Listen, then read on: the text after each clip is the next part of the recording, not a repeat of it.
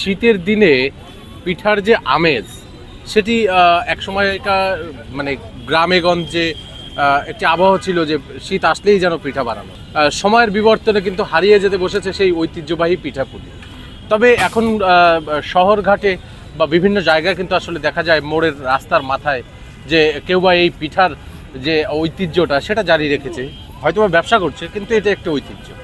পিঠা বাঙালির ঐতিহ্যে রন্ধে রন্ধে মিশে আছে। আমার অনেক ভালো লাগছে, ওই পাটিসাপটা খেলাম, ওটা একটু ইউনিক লাগলো, ভিতরে সুজি দেওয়া। আর চিতই পিঠা ট্রাই করলাম, এত রকমের ভর্তা আছে, তো আর কি কিছু ভর্তা ট্রাই করা হয়েছে, অন্যগুলো এখনো করি নাই। চিতই পিঠাই খাই সাধারণত, আর ভর্তা দিয়ে আমার ঝাল ভালো লাগে। সো এই মানে ভর্তাগুলা যত ইচ্ছা তত নেওয়া যায়, অ্যান্ড ভর্তাগুলো আমার হিসেবে অন্যান্য ভর্তা থেকে ভালো লাগছে। বাসায় যে অনুভূতিটা হতো সেম, কারণ হচ্ছে আগেরকার সময় দেখা যাচ্ছে মা চাচিরা পিঠা বানাইতো আনন্দ সহিত, শীতের সময় যে একটা পিঠা হইতো, আর এখনকার প্রজন্ম সেটা কিন্তু হয় না, কারণ আগেরকার সময় যে মা চাচিরা কিন্তু এখন আর নেই। সুতরাং এখন সেই সেম অনুভূতিটা এখানে পাওয়া যায়। আমার একটা পিঠা 10 টাকা, তার সাথে 10 রকমের ভর্তা আনলিমিটেড ফ্রি। ক্রেতারা আমার এই চিতই পিঠাই বেশি পছন্দ করে, আর আছে আমার যে হাঁসের মাংস আর চিতই পিঠা, এইটাই সবাই পছন্দ বেশি করে। আর আমার চিতইর সাথে 10 রকমের ভর্তা এইটা পছন্দ বেশি করে। এবার এই চিতই পিঠা আমি শুধু বাঁচতেছি, আর আমার ছেলের আম্মু পিছনে পাটিসাপটা, তেলের পিঠা, পাকন পিঠা, হাঁসের মাংস, এটি পিছনে উনি রেডি করতে আছে।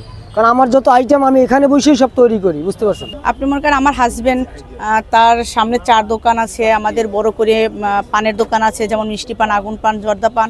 কিন্তু এখন বর্তমানে আমার পিঠার মানে আয়োজন দেখে আমি বলতেছি আমি একা তো এটা আমার পক্ষে সম্ভব না, যে 4টা 5টা 6টার চুলা দিয়ে যে আমার একার সম্ভব না। তো তুমি এই সাইডটা করো, আমি এই সাইডটা করি।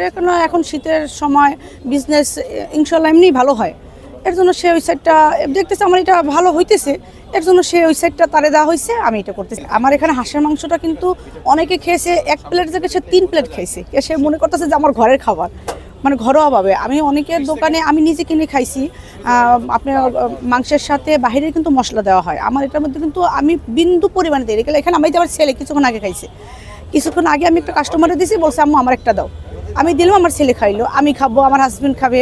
এটা আমি ঘরে গিয়ে হয়তো থাকলে আমি ভাত দিয়েও খাই, এটা আমার সম্পূর্ণ ঘরোয়াভাবে। আর আমি এখানে সব কিছু গরম গরম তৈরি করি।